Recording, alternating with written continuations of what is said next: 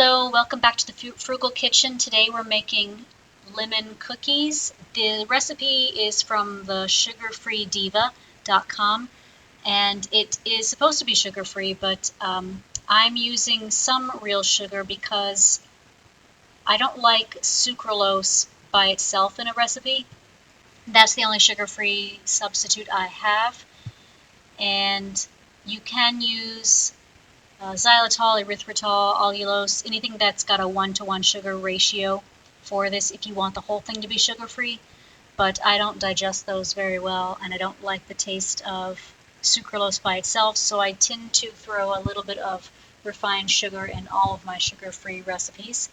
So it calls for half a cup of powdered sugar, or powdered sugar-free sugar. So I'm making powdered sugar via the Vitamix. I don't keep powdered sugar in the house just because it's one extra thing to have and to run out of, and also powdered fake sugar is very expensive, so this is a very cheap way to have powdered sugar and lower your sugar intake. I've got you in my sights now. Next, the recipe calls for 1 cup of softened butter. I'm using vegan margarine. This is made with palm oil rather than milk, which is not the best thing for the environment, but I guess you have to sort of pick your battles. I don't know what other kind of vegan butter there is out there, but I imagine if it's not made with palm oil that it's ridiculously expensive. And the battle I pick is typically cost. So there's 2 sticks of butter or margarine in that stand mixer. And then I am taking out some of the powdered sugar. That's half a cup. So I think I put more than that when I made the powdered sugar because I need some powdered sugar for the icing. So there's half a cup for the cookies, and then I probably have half a cup for the icing because I tend to do less than what the original recipe says when it comes to icing. So cream the butter and sugar together. I can touch you, maybe we should just pretend. The recipe calls for 1 tablespoon of lemon zest, but I never have that, so I'm going to just use 1 tablespoon of lemon juice. I've never noticed I shouldn't say I've never noticed a difference because I've never actually cooked with lemon zest. I believe you grate a lemon peel and that's how you get lemon zest, so it's definitely not a liquid. But I've never noticed like a big deal replacing it with lemon juice instead. This dream will never end. You're feeling lonely. I'm wanting more. Next, it calls for a 1/4 cup of cornstarch, which I assume is the egg replacer, but it's not the same 1 tablespoon to 3 of cornstarch to 3 tablespoons of water that I use for replacing 1 egg. So a 1/4 cup of cornstarch is kind of a lot. I don't really use that much in many of my recipes, but I did it anyway instead of trying to guess how many eggs she was trying to replace when she wrote this recipe. And then you're going to add 1½ cups of flour to that. Put the cornstarch and flour in a separate bowl because you're going to want to whisk this before you add it to the wet ingredients. I'm using whole wheat flour because it's got a better glycemic index. So whisking the dry ingredients together. I'll make you love like you never known. You want me on, you pull you to the floor. My sweat dripping up. Dirty mind, game is on. Give me all you got. Feels like the first time. Oh yeah, lay it up. Get your hook, knock your socks off. I'll feel your heart pump. You're mine, I'm yours. Oh yeah. I've got you in my sights. I'm mixing about half of the dry ingredients at a time just to avoid mess, and I think it mixes pretty well that way. A lot of recipes say to do it this way. This one didn't specify, but I thought better safe than sorry. Oh babe, you were my forever dream. Forever and we can float away.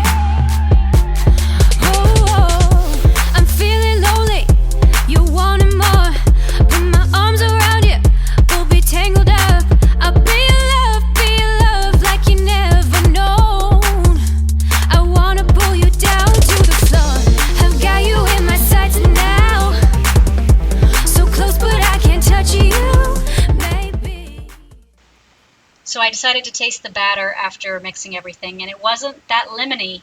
It was Lemony Snicket. I have never seen that movie. It wasn't all that lemon flavored, and I don't know, I love lemon desserts, but I love them when I can really taste the lemon, and especially if the sugar balance is good.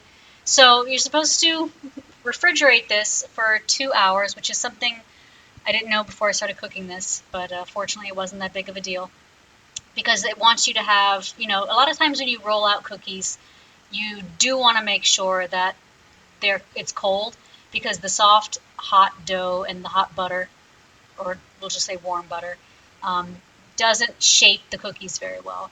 So I just realized I'm now wearing my pajamas, so that was another reason why I was not prepared to to stick this in the fridge for 2 hours. This must be 8 o'clock at night.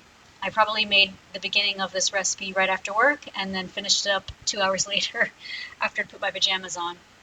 That's fine. You don't see anything too risque. So I'm using a 1/4-inch spacer on the rolling pin to roll out cookies. This is usually the height I do. Some recipes will say 1/8 of an inch is good too, but I think for cookies 1/4 of an inch is probably right, the sweet spot that you want to get. The recipe might have mentioned putting flour on the counter, but I will always opt to do parchment paper instead.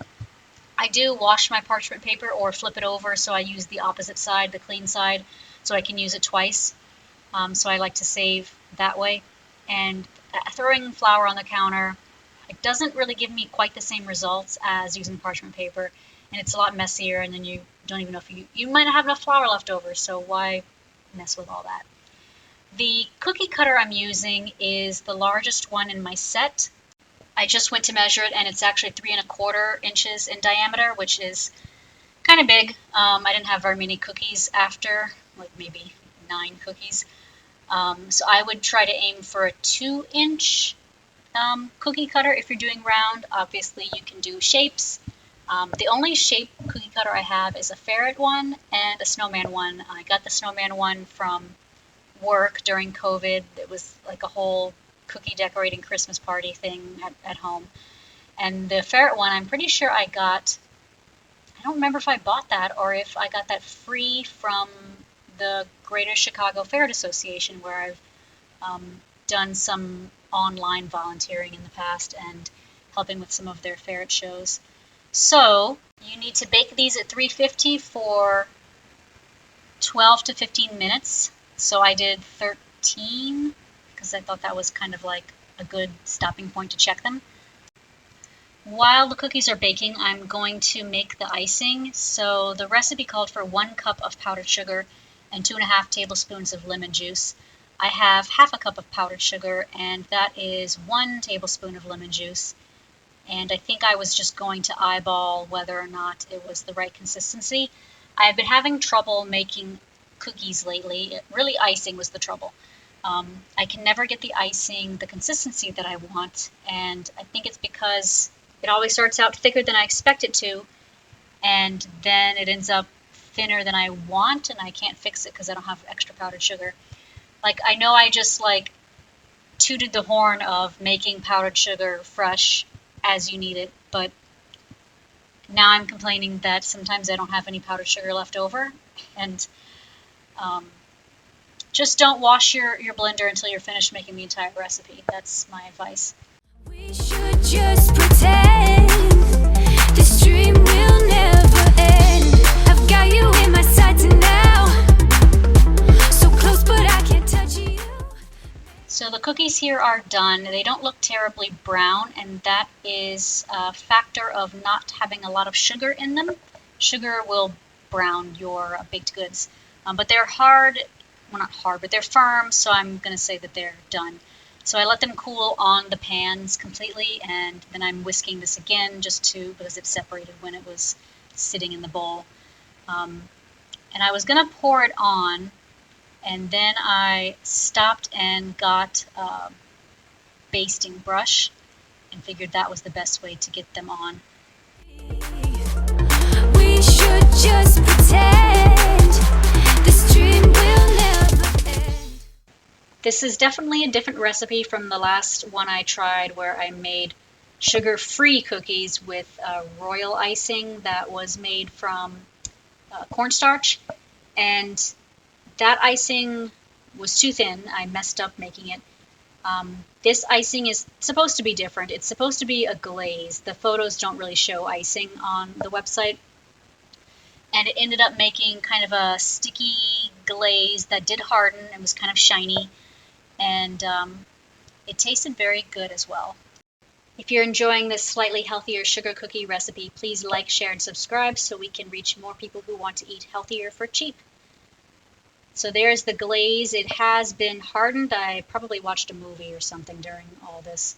I was in my pajamas, guys. So the glaze is kind of sticky and solid. And it tastes pretty lemony. I think the icing has more lemon than the cake or the cookie batter, but that's fine. And it's got a nice firmness. It's got a nice texture. Everything about it was good. I will say almost every single recipe I've made from the Sugar-Free Diva has been excellent, even with my weird substitutions. So kudos to that website. Happy eating, everyone.